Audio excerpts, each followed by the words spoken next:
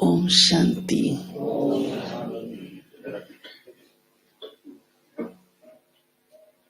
आज प्यारे बाबा ने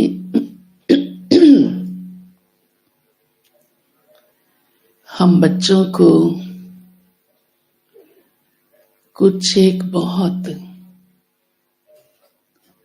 जीवन की खास बातों पर ध्यान खिंचवाया है। बाबा ने कहा है क्योंकि ये ज्ञान मार्ग बहुत ऊंचा है, साधारण मार्ग नहीं, इसलिए ये बहुत नाजुक भी है। जैसे कोई ऊंचाई पर चढ़ता है, पहाड़ पर चढ़ता है,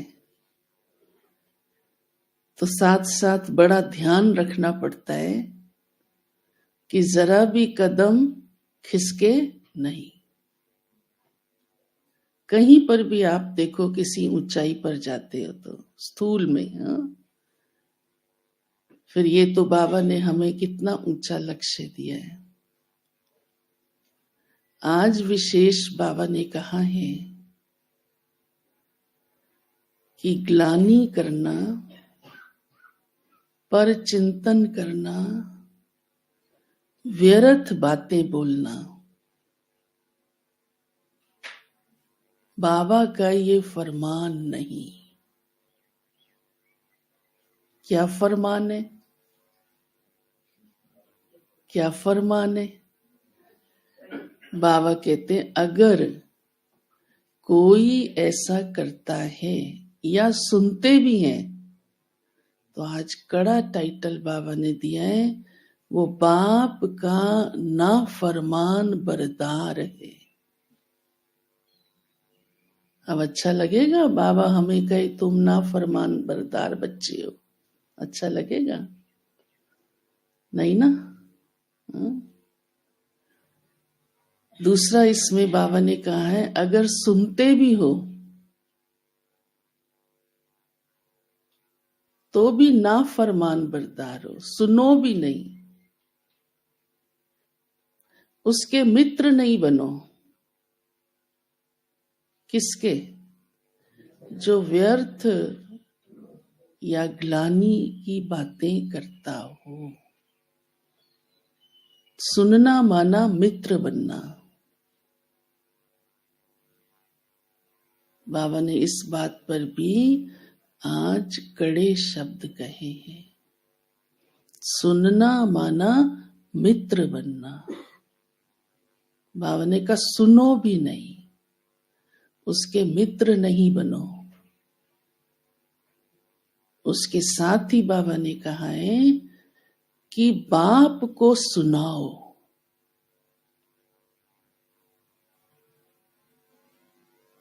क्यों बाबा कहता है सुनाओ? ताकि उसका सुधार हो सके। बड़ों को बताने से उसको शिक्षा मिल सकती है। फिर वो नहीं सुधरता, वो उसकी तकदीर है ना। हमारा फर्ज है उसको जरूर उस बात से उसका परिवर्तन करने के लिए रहम दिल बनना, फैलाना नहीं। वो रहम दिल बनना नहीं है। इधर उधर सुनाना तो और ही आप मित्र बन गए या कहे शत्रु बन गए। तो सुनना बाबा कहते मित्र बनना है। कई फिर कहते हैं ना वो सुना रहा था तो हम क्या करते, हम चुप रहे, सुनते रहे। उसको भी बाबा ने गलत कहा है आज। ऐसे मित्र नहीं बनो।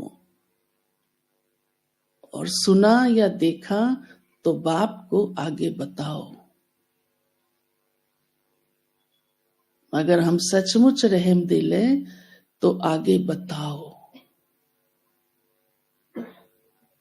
फिर ऐसे के लिए बाबा ने कहा क्या करो? जब मित्र नहीं बनना तो क्या करो? ज्ञान का सुरमा पहन कर रहो, अर्थात अपने आंखों को ही ऐसा बनाओ जो कमियां देखो ही नहीं,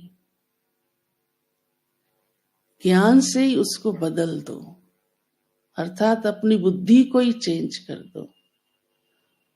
क्योंकि कोई कोई तो सिर्फ ग्लानि ही नहीं, गाली भी देते हैं, उसकी भी कंप्लेंट आती है कि फलानी बहन ऐसे ऐसे शब्द बोलती है, जो ज्ञान मार्ग के बिल्कुल विरुद्ध है। अज्ञानी भी आज दुनिया में ऐसे शब्द नहीं बोलते, है ना। बहुत ही कोई तमो प्रधान आत्मा होती है तो ऐसे शब्द बोलती है। अब हम उसे रिपीट नहीं कर सकते, हमारी जबान पर वो शोभा ही नहीं देंगे, पर हमको आकर कंप्लेंट तो करेंगे ना जरूर, बताएंगे तो सही ना जरूर, हम तो उस पर रहम खाएंगे ना जरूर, है ना। तो ज्ञान मार्ग में ज्ञानी होकर ग्लानि गाली तो पाप ही है एक प्रकार का, व्यर्थ भी हमारे लिए नुकसानदायक है। कहाँ हमारी कितनी कमाई है और कहाँ ये कितना नुकसान, घाटा भी तो फिर उतना ही होता है ना। तो बाबा ने कहा ज्ञान का सुरमा पहन के रहो। दूसरी बात बाबा ने सेवा की कही है कि सेवा की वृद्धि करो। वृद्धि तब होगी जब वृत्ति अच्छी होगी, अंदर शुद्धता होगी, कल्याण की भावना होगी, तब तो तीर लगेगा ना। अगर अपने अंदर कमियां होंगी तो बाबा कहते हैं सेवा की वृद्धि भी नहीं होगी। कमी वाला बाबा ने कहा बोल नहीं सकेगा, कह नहीं पाएगा। कई फिर अपनी कमी को नहीं समझते हैं तो दूसरे की कमी को देखते रह जाते हैं, समझते ही नहीं मैं ये गलत हूं इस बात में।